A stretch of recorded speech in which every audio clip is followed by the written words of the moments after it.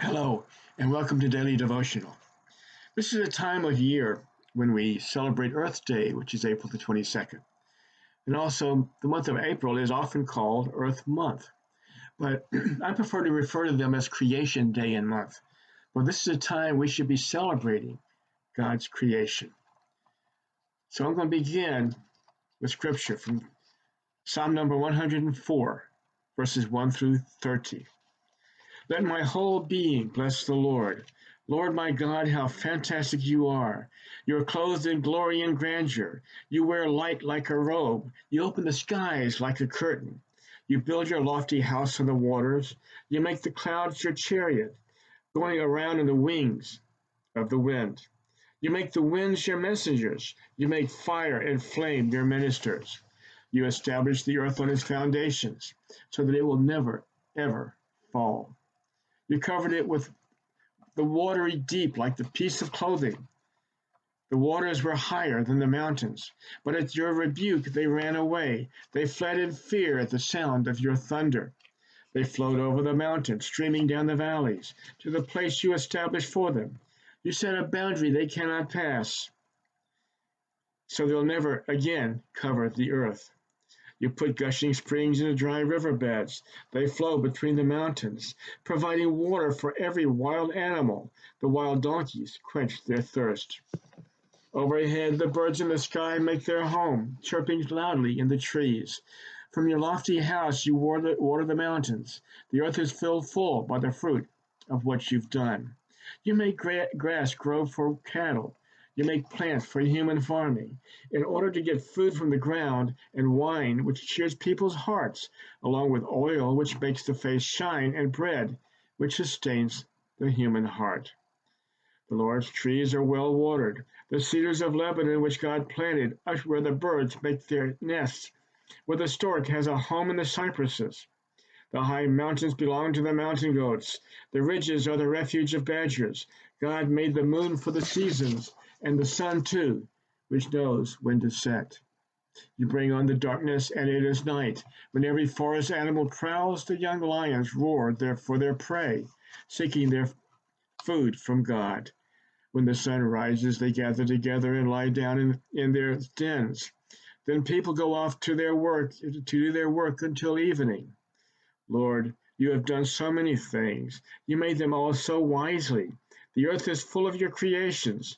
And then there's the sea, wide and deep, with its countless creatures, living things, both small and large.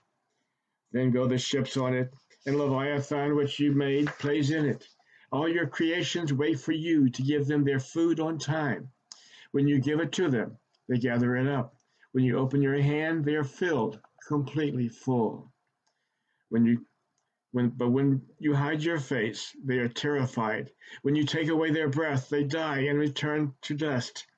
When you let loose your breath, they are created, and you make the surface of the ground brand new again.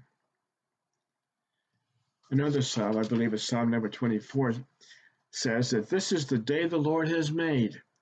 We will rejoice and celebrate in it. So I invite you to look around yourselves. Look outside the window. Go outdoors. Enjoy God's creation, whether it's raining or shining or sun shining out there. We are beginning to see color. The earth is being renewed.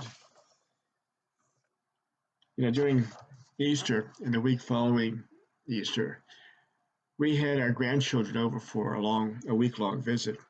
On Easter Sunday, following worship service and drive-by communion, we took them on a hiking tour of the Patuxent Wildlife Preserve. There we saw trees that were beginning to blossom and show their green, and flowers that were beginning to come out.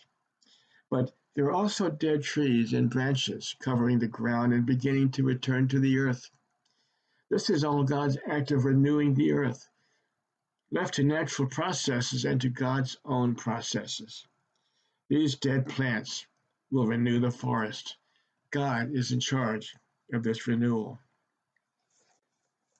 I'm going to turn now to one of our hymns. I'm not going to sing it, but I will read you the words. It is and important, I think very important for us. It's titled For the Beauty of the Earth. It's for those of you who have the hymnal, it is hymn number 92. For the beauty of the earth, for the glory of the skies, for the love which from our birth over and around us lies. Lord of all, to thee we raise this our hymn of grateful praise. For the beauty of each hour of the day and of the night, hill and vale and tree and flower, sun and moon and stars of light, Lord of all, to thee we raise this our hymn of grateful praise.